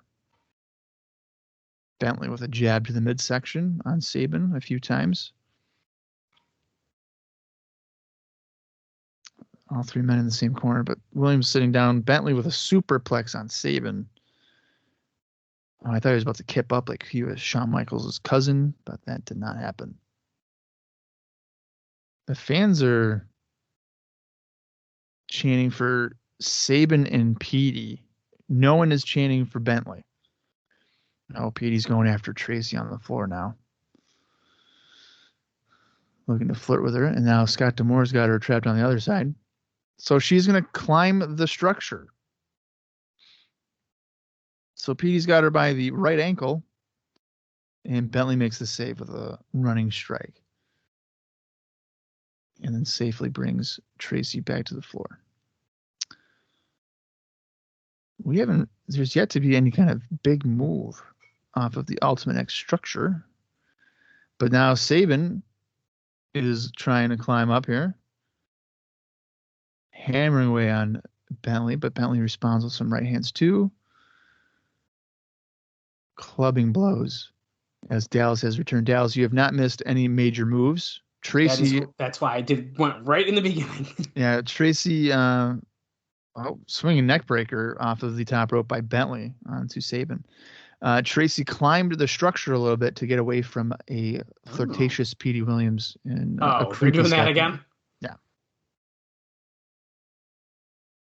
So we'll probably discuss this more next week, but one of the reasons they're doing this rematch is not only because of the thing falling all the time, but also because they didn't do any of their big spots.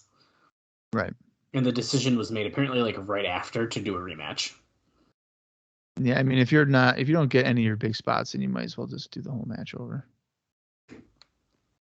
But I will say, if I was a guy that paid for the pay-per-view and then the better version is on a free primetime special, I'm probably a little. Yeah.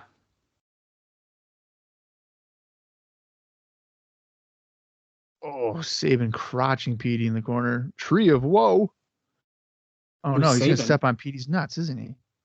Oh, no. Oh, no, he's not. I thought for sure he was. Oh. Instead he does a running drop kick to the face. I'd probably rather have you step on my balls than do that to my face. Oh, okay. We know what Bob's into. Okay. Oh, another one. You're telling me you would rather take a sliding baseball slide drop kick to the fucking face than have somebody stand on your nuts for 10 seconds? I don't know. Let's say he's doing fucking both anyway. Or he's trying to. Petey's blocking it, though. Oh, okay. Yeah, you're going to do both. You're screwed. Yeah, I mean... Headbutt by Sabin. Forearm. Oh, big dive. By Sabin.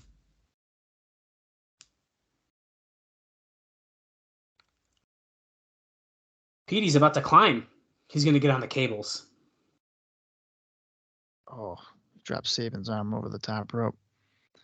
Slingshot Hurricanrana. No, he messed that sucker up, but he still took him over. He got almost all of it. We're going to commercial. Can hear that music playing. And we're back. Now he's going up to the cables.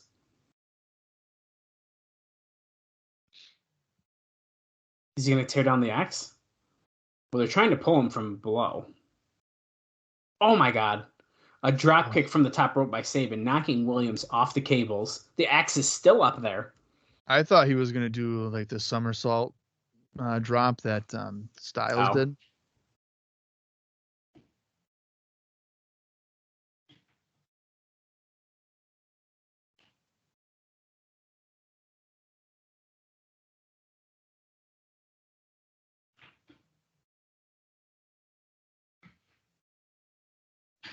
This is the X Division at its best.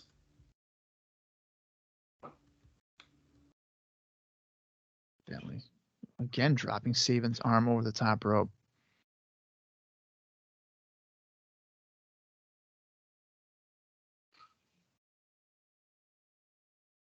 Bentley climbing up. Can he get to the ropes? Can he reach the giant red X?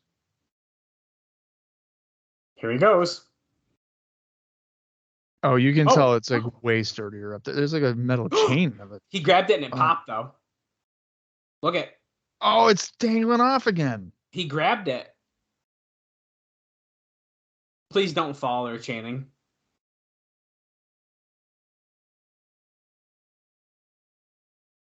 See, now when he goes for the powerbomb, he should have just let go.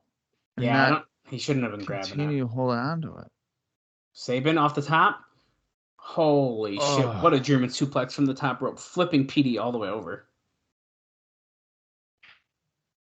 We gotta take another lap.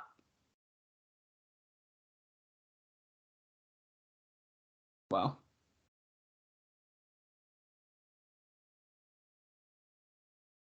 Wow. That's always dangerous looking.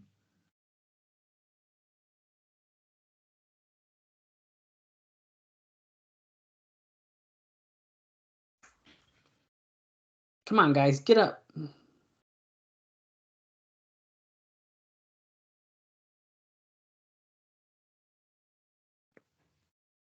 Okay, Matt Bentley going up. He's might pull down the other side now. Sabin's like, I gotta stop him before he fucks this up. Well, he caught himself up on the rope, so now he can't get grabbed. Oh, look at this. It's the powerbomb Petey Williams and Matt Bentley just kicked him. Oh my god, he flipped him into a hurricane run. What the hell? So he kicked Petey Williams, who then flipped Sabin into a hurricane run, and then he fell from the cables.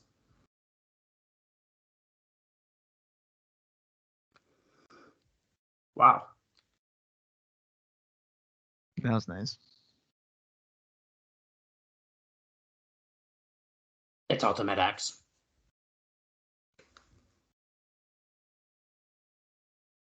Great overhead shot. Everyone is down.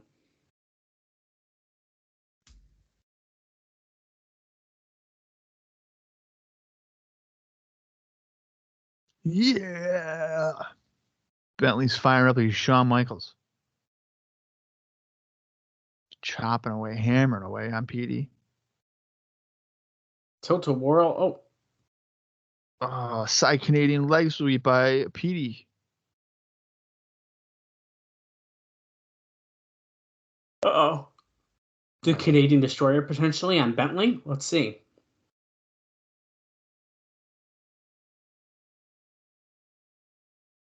Nope. Irish whip. Oh, Bentley chest first into the turnbuckle.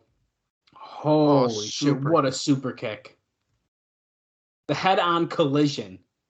That's what the super kick is called? That's what he calls it. I've never heard him say that before. Me either. Cradle shock. Right, normally he gets the pin out of that, and now he's got to go climb the cables.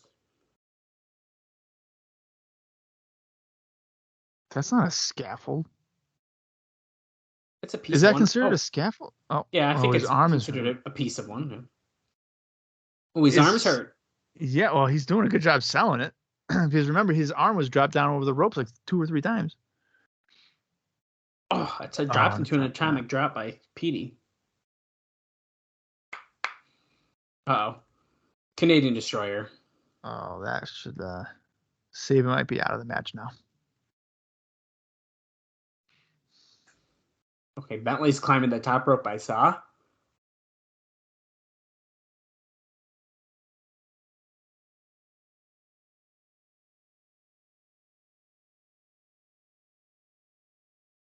Uh-oh, D'Amore's getting in the ring now.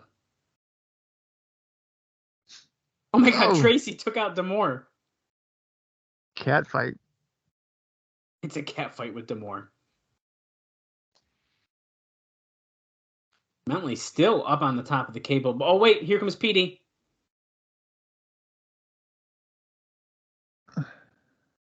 They're trading kicks. We're both getting closer to the X, too. Oh, low blow at the top Petey of the with table. a low blow. And Petey, he gets it. He unlatched it. So Petey still won. Wow. That was fun. Yeah, that's fine. I would have changed it, but that's just me. I would have had Sabin win. I mean, I don't know for sure, but I'm almost certain that there has not been a Sabin Styles singles pay-per-view match. On pay-per-view, I don't think so, but Yeah, on pay-per-view, I'm referencing. Which is a bummer. that low blow knocked Bentley off. What can you say, man? Petey is just a smart man. Right. He knows how to win. The Morphoplex moment of the night. The Canadian Destroyer. That was fun.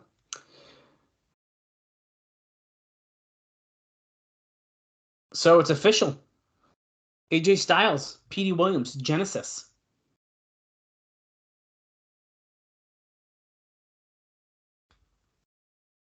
Wait, something's going on in the back. Oh. Who is this? Team Canada is beating up 3 Life Crew. Surprise. Shocking. Oh, breaking the hockey stick over BG. Okay. Oh, next is the heavyweight title match. Wow. I got some more notes for you, Bob. First up, TNA's video game deal, which was dependent upon getting a national outlet. It's going to be with Midway Games, so it is happening. We are getting a video game. Yeah, well, it only takes, 3 years? Well, you can't have it all.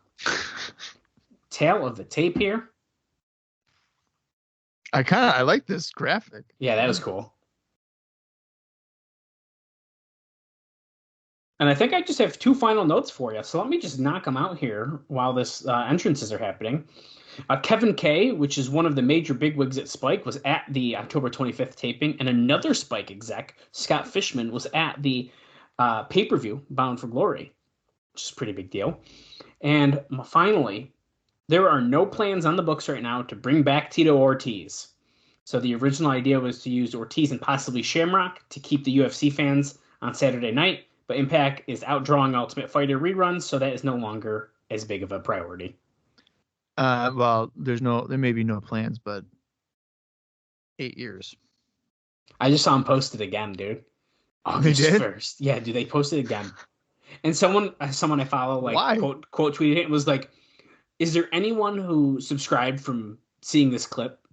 Because they, like, plugged Impact Plus.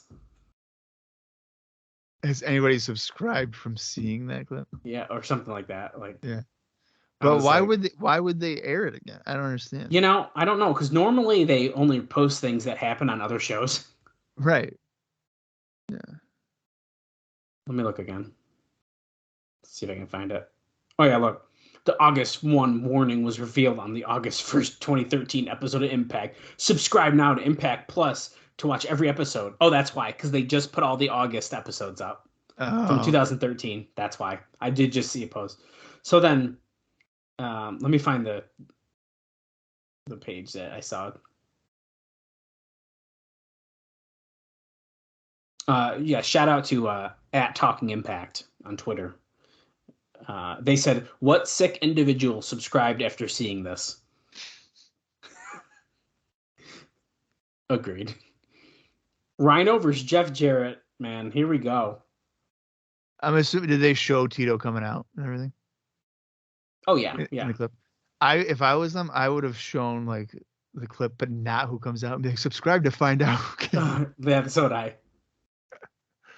10 years ago. That's sort of how we post on our Twitter page. It's like, what's going to happen next? Right, yeah. Who's going to win? Usually the next day I post who it is. Right. Which, if you're not subscribed to us and following over on Twitter, you can follow us at Cross the Line TNA. Also on Instagram, at TNA Cross the Line Pod on Facebook. And, subscribe to us wherever you listen to your podcast. Leave us a review. That'd be awesome and super helpful as well. Yeah, do it.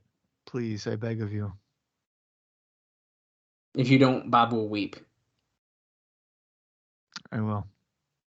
Just like when I try to match a girl on Hinge that Dallas knows, and then I get the old, nah. Look at the crowd going nuts for Rhino.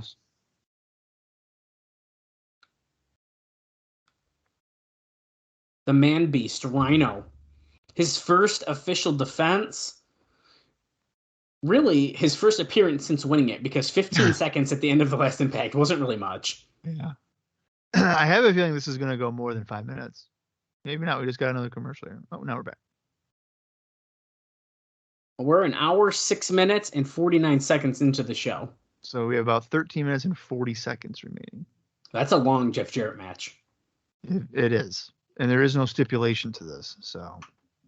Well, get your bingo cards out, guys, because he's going to get in the crowd. We're going to have a double down, and we will see a sleeper hold.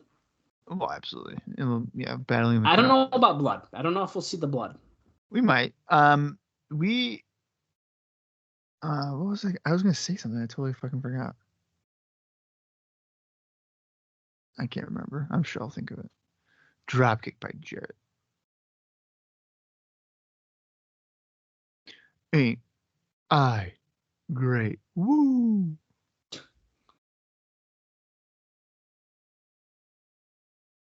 Choke on that. Slap nuts. Slappy. Slappy. Oh, I know it was. There is actually a stipulation to this match. It's that if Jarrett doesn't win, he doesn't get a title shot again. Apparently. As he said in a backstage interview. Although, as we saw earlier, Rhino was confronted by Raven. Will Raven get involved in this? Well, he got escorted out by security, but that could be just a way to make us forget that. Oh yeah, Raven ain't coming out. I ain't forgetting about that. Rhino hammering away on Jarrett. Tucks a clothesline. Press slam. And he drops down him. Goes Jarrett.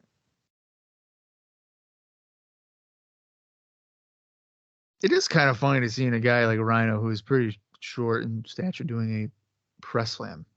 Yeah.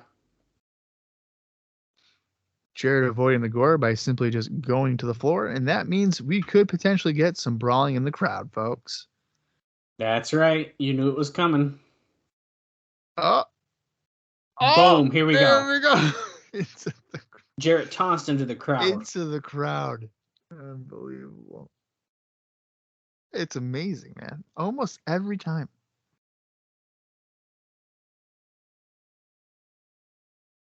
Yeah, that's right. Mark it on your bingo card. Jarrett just loves the brawl in the crowd. TNA. Oh my God, a fan is holding a steel chair, and he put Jarrett's head into it, and he tried again, and Rhino pushed it away. So yeah, I don't know if Rhino was meaning to do the chair, though. I don't think that was the intent. Oops.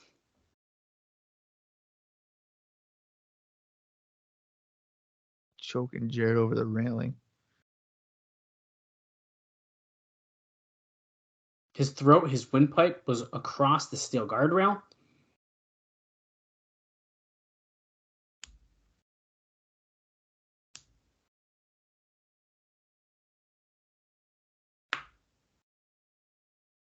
Oh my God, right on the table. Break it, and I get Chipotle for life. It's all mine. Shoving the title ball in Jarrett's face.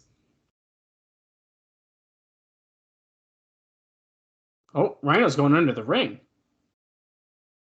What's he going to get? Table? Ladder? A table? But Jarrett's on a table. Just use that table. No, we can't. I think it's stuck or something because it's taken some time. It is. And Jarrett, I think, is grabbing that title belt. Oh, shit. Watch out, Rhino. Pay attention. Does he have it? Why do we have the Unbreakable sign on the front of the table still? Don't worry about it. Jarrett, I thought Jarrett was going to use the title. He did not. He just I'm impressed. Oh my God. Look at him clobbering Rhino.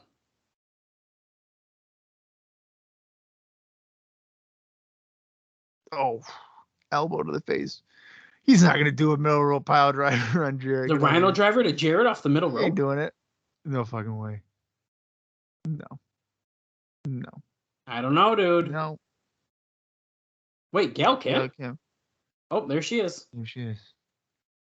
Being hot as usual. Oh, Rhino got pushed off the top.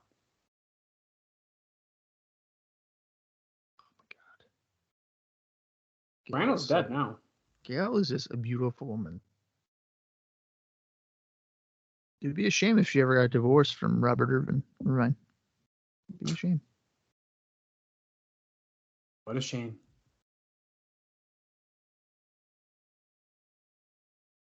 Drops Rhino on the guardrail.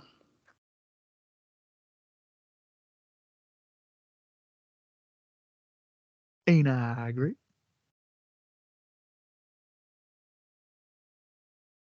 How could you miss it?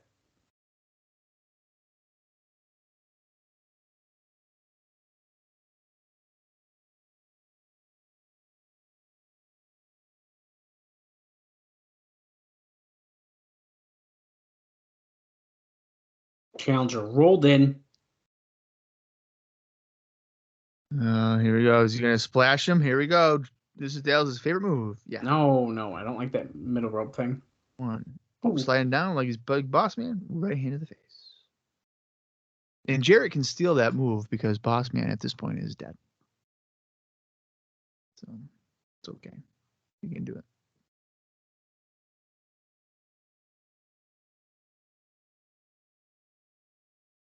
Irish whip into the corner.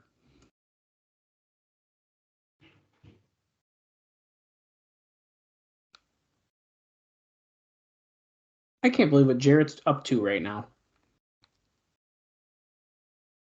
Oh my God, he whipped Rhino into another one. And now he's got a bear hug. I thought he was going to do a suplex.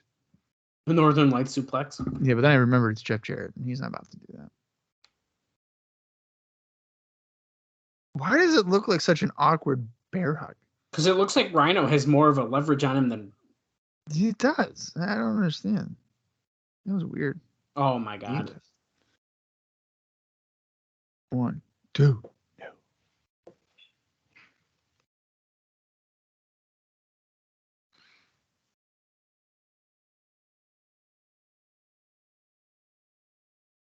Is he going to pass out? Is this it? Is his arm going to drop 3 times? Is that what you're asking? I think he is.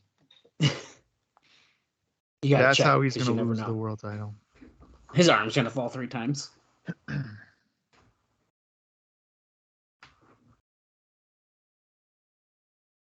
Oh, was that kind of a TKO? Might have been.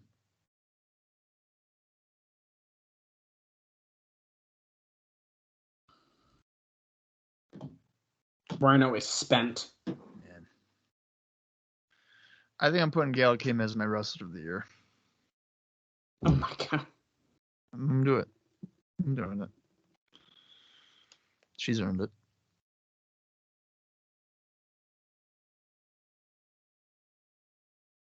November 12th, the next Saturday, is the next Impact. The day before a Genesis. Insane.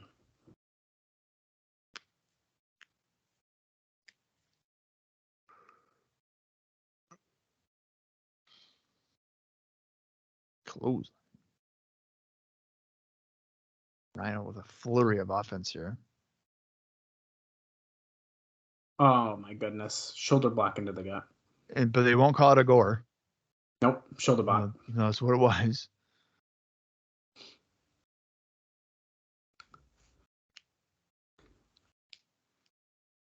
Oh. He's working. For the figure 4, he exposed the knee, so the knee pad isn't bracing it anymore.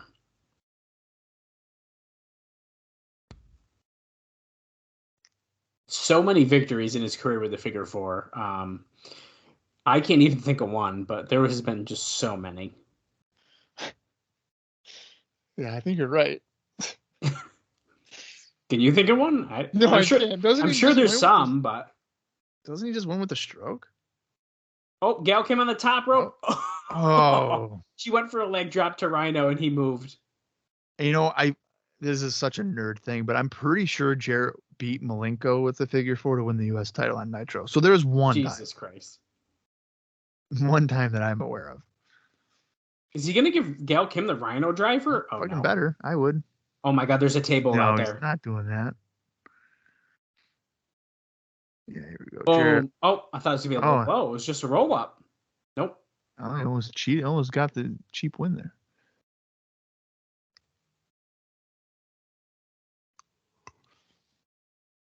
Oh, great. Oh, ref caught him. He put his feet on the ropes. Rudy Charles doing his job for once. Jarrett's pissed. Oh, you got to count the three when I'm cheating. You know that. Spine buster. Kind of a lame one, but yeah. Yeah, it's no David Young. Not his best. I hate that kick out. When he sticks his arm straight up. Oh my God. It's just like no effort. What are we doing?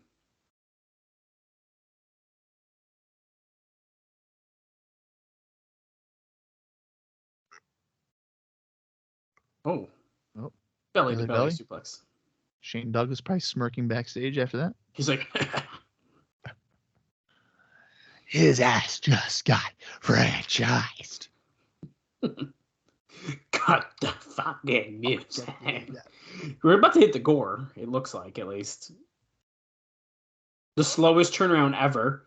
Oh my God, he moved and he hit in the turnbuckle. Rhino counters. Oh, fuck. There goes the referee. Of course, there's a ref bump. I mean, why wouldn't there be? Jarrett got the guitar. Oh, boy. Oh, he ducks it. Gore. Oh, he gored him. Referee's down. Ref. Jesus, Rudy. What a freaking pansy.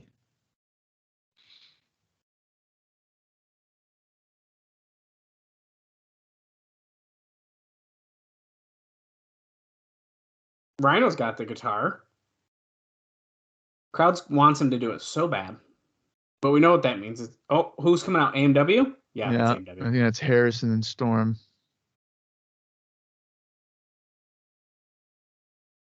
Oh my God, a low blow. Fucking nut shot. No way. They're about to do the death sentence to the table on the outside. Holy shit. God. That was awesome. Wow. That was so cool. Wow. That's a big bump. Yeah, it is. That was nuts. And Rhino is out of it. Stroke. And of course, Recharles. Right in the middle of the ring. Well, Jeff Jarrett is your new NWA Heavyweight Champion again. Biggest star in the company, man. Prime time special. Does this make Rhino the shortest NWA champion in TNA's history so far? Yeah, I mean that's less than a week. Right? Well, it's just over technically. Oh, just over a week. I mean, TV in terms of air date, but in time, terms of like real time. Oh, no Team 3 way! Fucking murdered again. And they're handcuffed, so you know who did it. AMW. Yep. The broken glass. There's the beer bottle glass. Oh, okay. Okay, that's not a bad touch. So in terms of air date, no. But in terms of like real time, yeah, because it's like 2 days. Well, yeah, but that's not how they count it. Who is shorter though? Well, didn't Ron Killings have it for a week in the weekly era? I'm about to look it up. We need to know. It went off the air. So as I'm looking this up, Bob, what did you think about that primetime special show? I enjoyed that. That was a quick I felt like that did not drag. Yeah, I mean, if that's like a peek into our future, it's looking good. Yeah, that was not bad. And I really liked that AMW took out Team 3D. They've had the one TV match already, and then at Genesis now it's a 6-man tag, so we're still not getting a tag title match with Team 3D in AMW. So they're really milking this in terms of an actual like title blow off. Right. So I'm enjoying the build between AMW and Team 3D. Okay, so I am double checking here. I have to scroll up because I don't know what these columns are, so I'm just going to confirm. It does look like Rhino's is shortest. But the problem is that they're also counting it as literally 2 days. Okay, so Reign is that column. And this, I'm talking strictly our TNA time, just so everyone is aware. Right. Hold on, I gotta go back. Nope, it's not. Well, the first champion was Shamrock, and he had it for like 8 weeks. And then it was Ron, who had it till November. He had it forever. Yeah, and then so Ron Killings at one point had it for 14 days. So I think that might be the one you're thinking of. That's the one. That's gotta be the one I'm thinking of. There is technically, I mean, we don't count this because we didn't see it. But technically, Ray Gonzalez pinned Jarrett. No, we're not counting that. In Puerto Rico, and he had it for less than a day. Yeah, we're not. Because Jarrett won it back. But according to this, I mean, even if you don't count it as 2 days, because I don't, I think that we have to count this as like the week and a couple days because that's what it aired as. Rhino is so far the shortest champion. Because he won it on the 23rd. Correct. So 10. So the 30th would be a week, and then so he'd be the shortest by just a few days, really. Yeah. So he is. And this also, just for fun, Marcus Jarrett's 5th reign is the NWA champion. Technically. Yeah. If you don't count the Ray Gonzalez thing, I think it's technically the 4th or the 4th, but yeah, well, I mean, they're. Oh no, that one doesn't. They're not counting that one. So this is the 5th reign. Okay, so 5th reign. Okay, that's crazy that we have gone through 5 Jeff Jarrett title reigns. That's amazing. Oh man, that's insane. Yeah, but needless to say, I agree. 197 episodes, and we've gone through 5 title reigns. Yeah. Of just Jeff Jarrett. Right. Yeah. We'll get like a couple of months where it's like, oh, hey, AJ's champion or whatever, but it's been predominantly Jeff Jarrett. Yes, correct. Well, I do agree with Bob. I thought it was a good episode. Once again, which was fantastic. So I'm feeling good. We got one more episode, guys, before Genesis. And we don't know anything that's going to happen. However, Genesis is shaping up to be pretty interesting, especially with this new title win. Yeah. Even though there's not a title match, so it's not like it really affects much, but it's getting spicy. Yeah. No, it's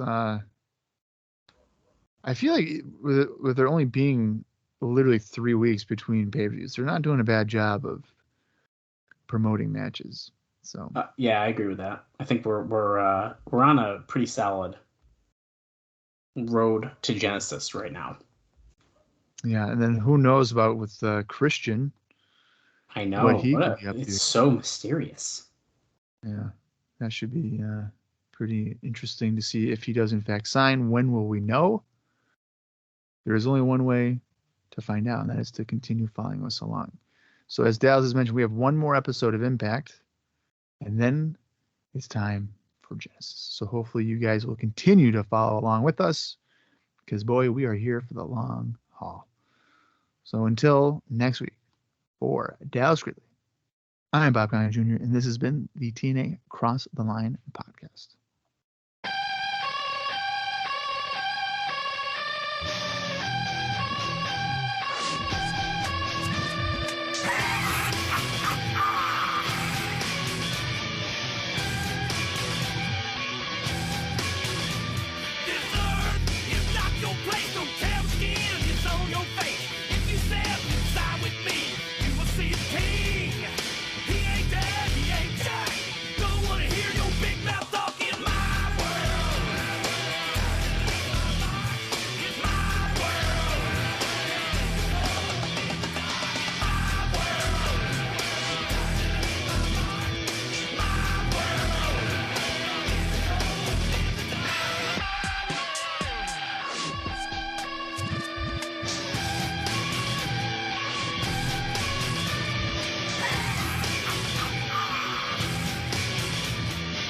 get high.